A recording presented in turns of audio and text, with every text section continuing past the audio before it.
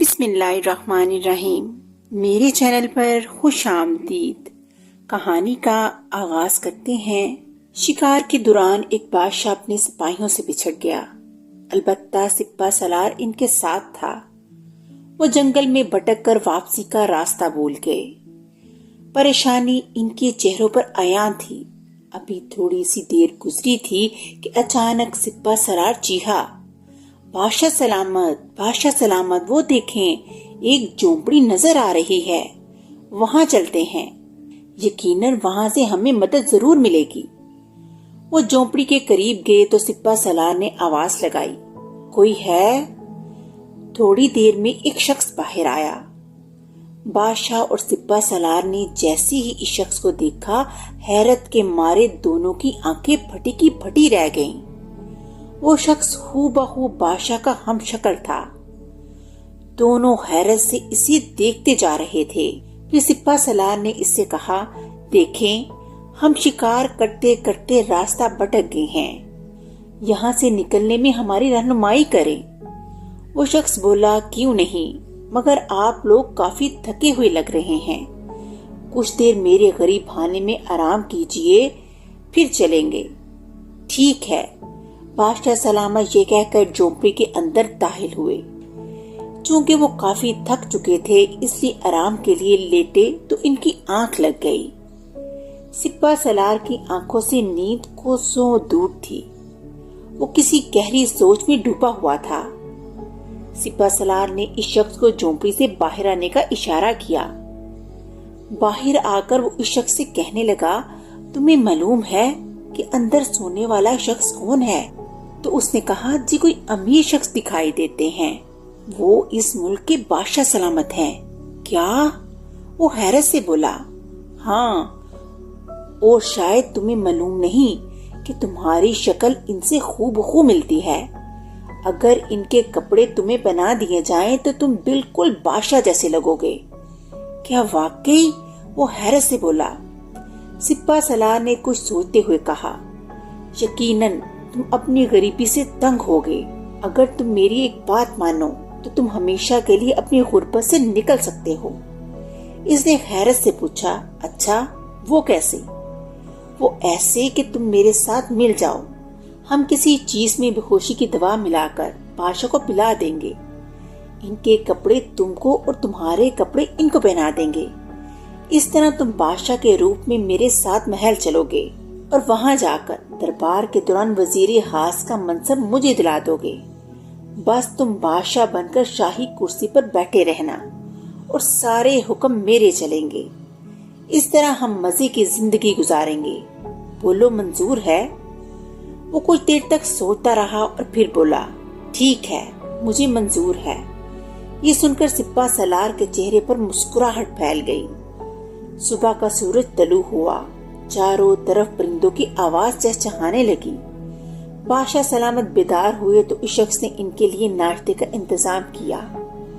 सिपा सलार ने आंखों ही आंखों में इसको इशारा किया। इस पर इसने असबात में सर हिलाया। फिर इसने सिपा सलार और बादशाह को कहवा पेश किया, देखो, मैं इन कपड़ों में बिल्कुल बादशाह जैसा लग रहा हूँ ना? सिपा सलार ने नजर भरकर इसे देखा और खुश होते हुए बोला, अरे वाह, तुम तो बिल्कुल असली बादशाह ही लग रहे हो। फिर इसने फौरन अपनी बाईं तरफ देखा तो बादशाह को गरीब के कपड़ों में मलबूस बेहोश पाया।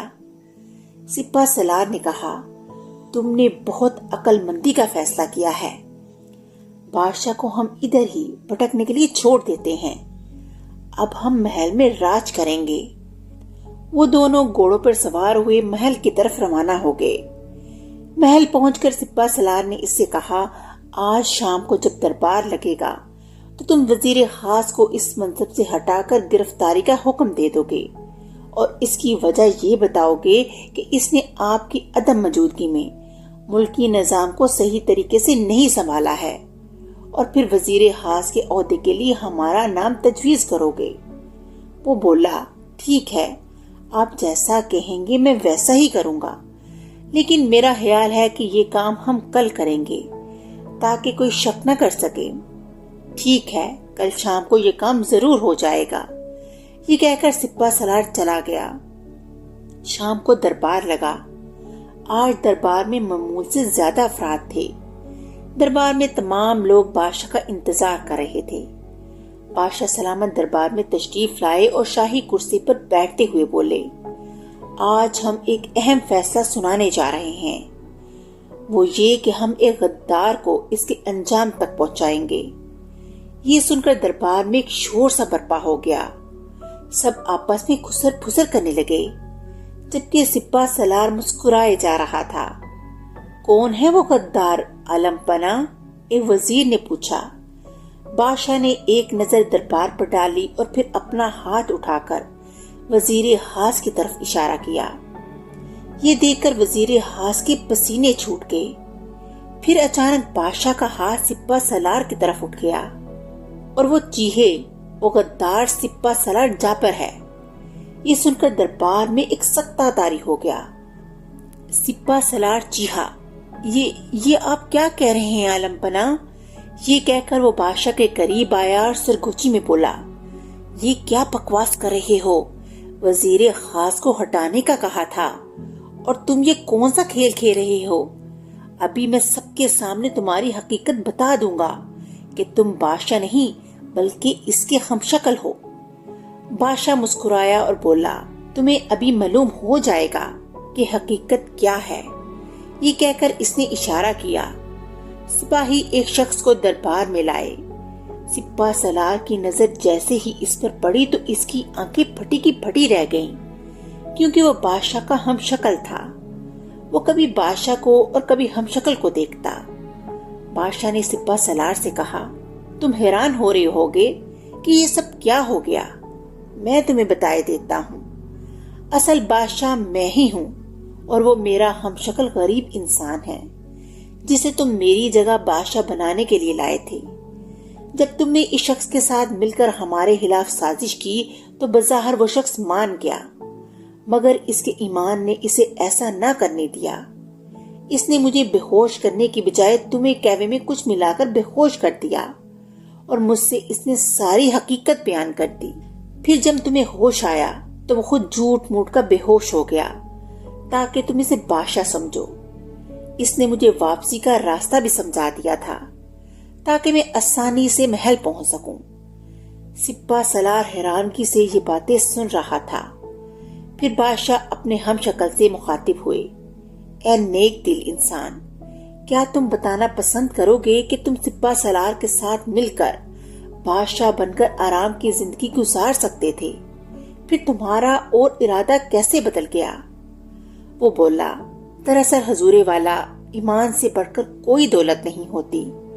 میں اپنی مختصر زندگی کے لیے آخرت خراب نہیں کر سکتا، اور ویسے بھی جو آپ کو دھوکہ دے سکتا ہے وہ بعد میں مجھے بھی مروا سکتا تھا، اور ویسے بھی بے ایمانی کے سونے کے نوالے سے ایمانداری کی ایک وقت کی روٹی ہی بہتر ہے۔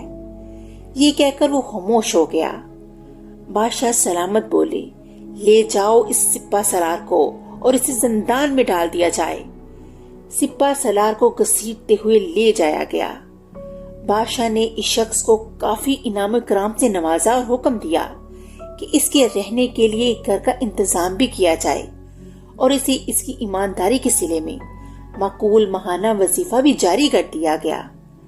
اس طرح کہانی کا اختتام ہو گیا۔ اگلی کہانی کے ساتھ پھر ملیں گے، تب تک کے لیے اللہ حافظ۔